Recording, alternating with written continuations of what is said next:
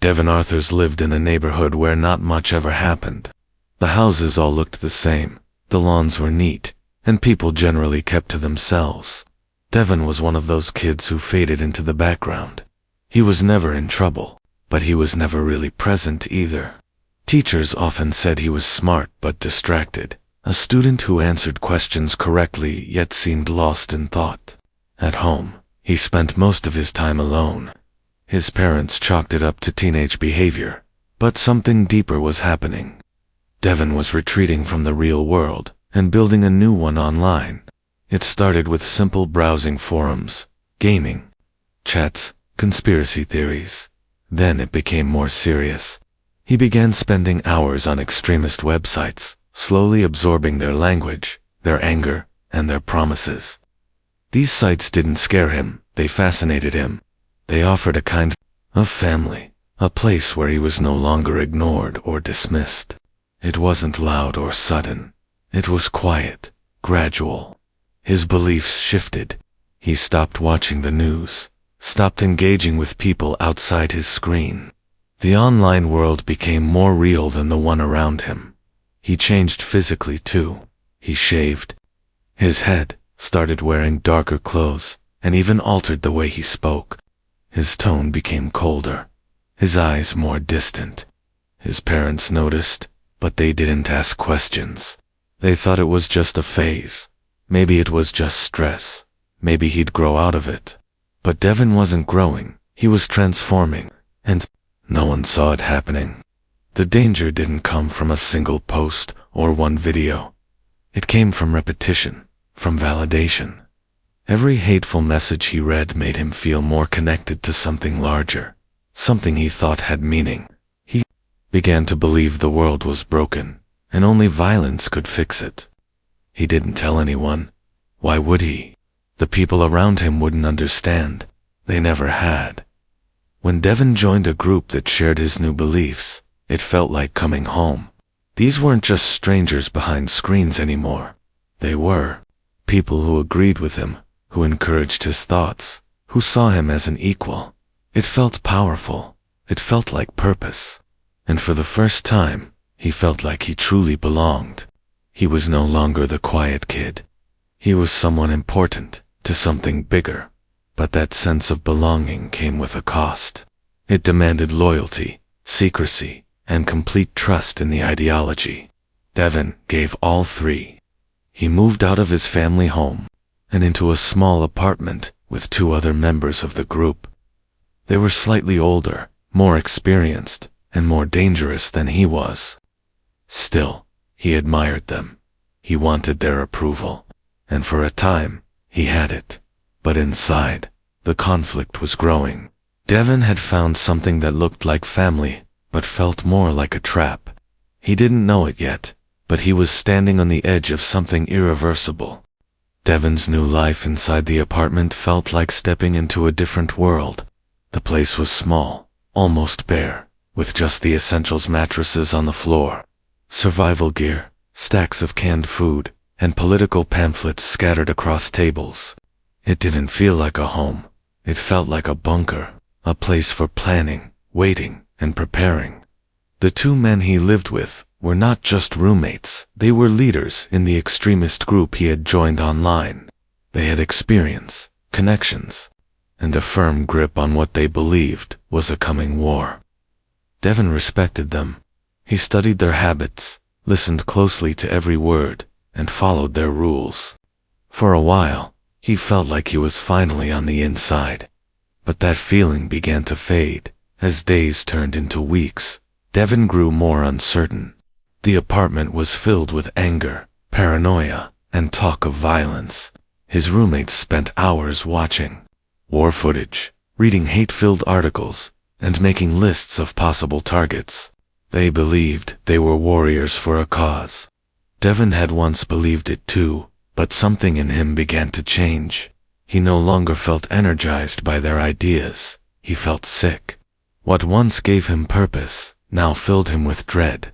He began to withdraw, spending more time in his room, avoiding conversations. He stopped participating in their meetings. Instead, he turned to a new belief, one that seemed peaceful, structured, and far removed from the chaos he had been a part of. Devon converted to Islam in silence. He didn't announce it to anyone. He simply started reading, praying, and thinking differently. His roommates noticed, of course. They saw the changes. At first, they mocked him. Then, their jokes turned into warnings. They didn't like that he was abandoning the group. They saw it as betrayal. But Devon didn't care. He was trying to leave behind the hate, the fear, and the constant tension. What he didn't realize was how deep he was already in. The apartment, the group, the friendships, everything had become part of a dangerous web. Leaving wasn't as simple as walking away. The more he tried to separate himself, the more the pressure built. His roommates kept pushing, reminding him of their plans, of the secrets they shared. Devon felt trapped, cornered in his own home, surrounded by people who once accepted him but now viewed him with suspicion. The isolation became unbearable. Devon didn't trust them anymore, and he knew they didn't trust him either. Every sound in the apartment made his heart race. Every closed door felt like a threat. He slept with one eye open. He started to believe that his life was in danger, not just spiritually, but physically. He told himself he was being watched, that they might turn on him at any moment. He didn't know what was real anymore. The people he once called brothers were now enemies. And Devon, stuck between who he was and who he had become, felt like he was running out of time. The apartment was silent, but Devon's thoughts were louder than ever. Every moment spent inside that space felt like a countdown. He couldn't sleep, couldn't focus, couldn't think without panic. His two roommates, once his closest allies, now moved like strangers through the halls. Their conversations were shorter, their eyes colder. Weapons they once joked about were now cleaned, loaded, and handled with a seriousness that made Devon's skin crawl. The group they belonged to had crossed a line. Plans weren't hypothetical anymore, they were real. Devon began noticing blueprints, maps, photos of government buildings, and cryptic lists of names. It wasn't just talk anymore. Something was coming. And he feared he was going to be a part of it whether he wanted to or not. Devon tried to create distance. He isolated himself in his room, stayed away from their meetings, and stopped engaging in group discussions. But the others noticed.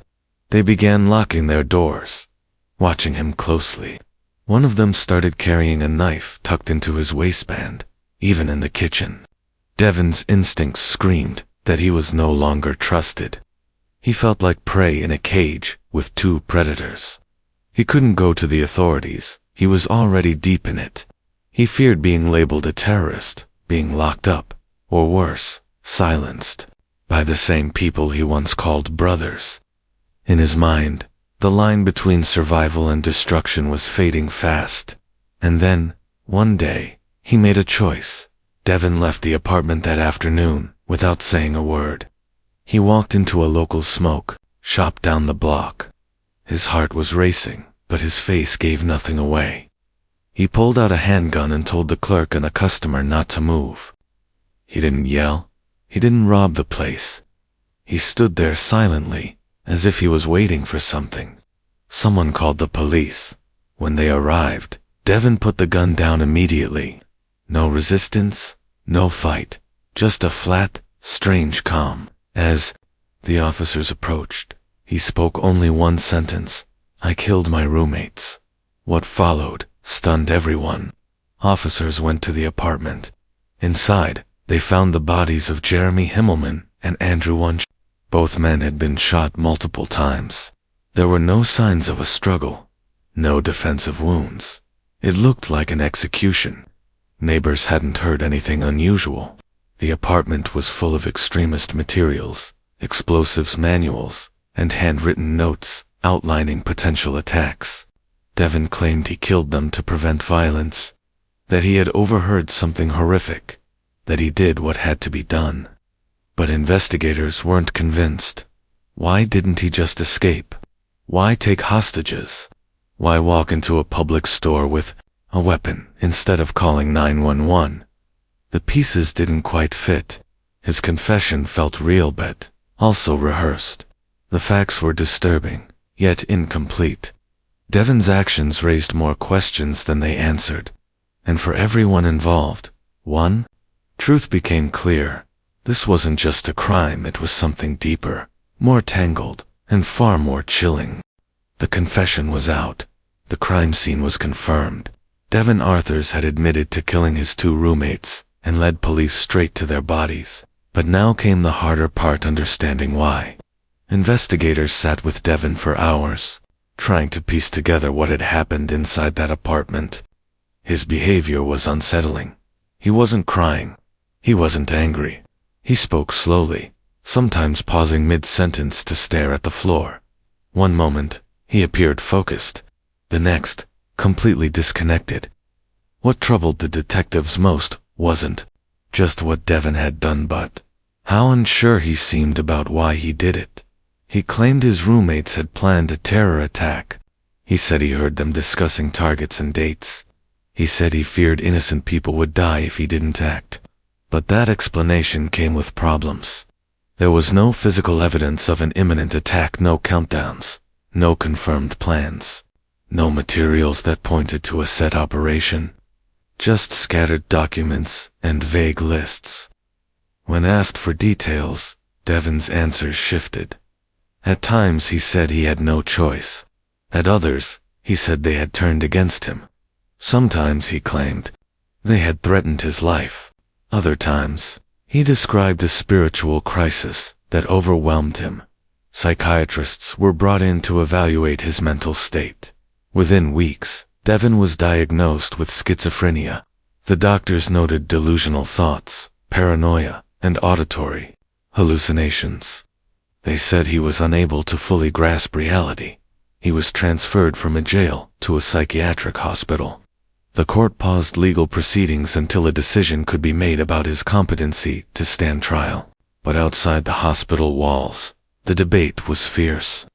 Was this a case of mental illness pushing a young man into violence? Or was Devon using the diagnosis to escape consequences? Reporters dug into his past. Classmates described him as strange, but never violent. He had once been a gifted student, with a deep interest in philosophy and religion. Somewhere along the way, he had become isolated, consumed by online hate groups, and then suddenly reversed course. His conversion to a peaceful belief system had surprised everyone, but it was the murders that truly shocked them. How did someone go from extremist to convert to killer, all within 1 year? Inside the hospital, Devon was kept under strict supervision. He rarely spoke. When he did, his thoughts drifted between religion, destiny, and fear. He told one doctor he believed he had been chosen to stop evil. Another time, he said he regretted everything, but couldn't explain why he did it. The professionals were split. Some believed he was too ill to understand what he'd done. Others believed he was fully aware and manipulating the system. The longer the case stayed open, the harder it became to answer one simple question. Was Devon insane or just dangerous? His crime was real. The bodies were real. But his motive, his mental state, that remained tangled in shadows. Everyone wanted the truth, but the truth, it seemed, was buried somewhere even deeper than the crime itself. Years passed, but the case of Devon Arthurs remained frozen. There was no trial, no sentencing, no closure. The legal system was trapped in a debate that never reached a conclusion. Devon was held in a secure psychiatric facility, watched around the clock, reviewed by doctors, re-evaluated every few months, but never released. Prosecutors waited for him to be declared mentally fit to stand trial. Mental health experts disagreed over whether that day would ever come. Some said he was improving. Others said he was far too unstable to ever face a courtroom. And so, time moved forward, but the truth remained suspended in limbo. Inside the facility, Devon was no longer the same teenager who once lived in that Tampa apartment. He had grown thinner, quieter, more distant. He barely spoke to staff. His room was sparse, stripped of anything that could feed his paranoia or give him comfort. When he did talk, it was in brief, strange bursts often about fate, war, or spiritual battles. He refused to speak about the murders, not because he denied them, but because he claimed they were necessary. Even after years of medication, therapy, and observation, Devon's thoughts remained hard to follow. Sometimes, he seemed clear, focused. Other times, he drifted into confusion, mumbling phrases about betrayal, prophecy, or punishment. It was impossible to tell where his beliefs ended and his illness began. Outside the facility, public interest in the case never fully disappeared. It became a symbol of something larger, how quickly young people could be radicalized, how his belief could turn into violence, and how mental illness could hide beneath layers of ideology. People argued online.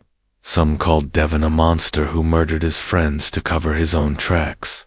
Others saw him as a tragic figure, pulled into a world of extremism, poisoned by dangerous ideas, and broken by the weight of his guilt.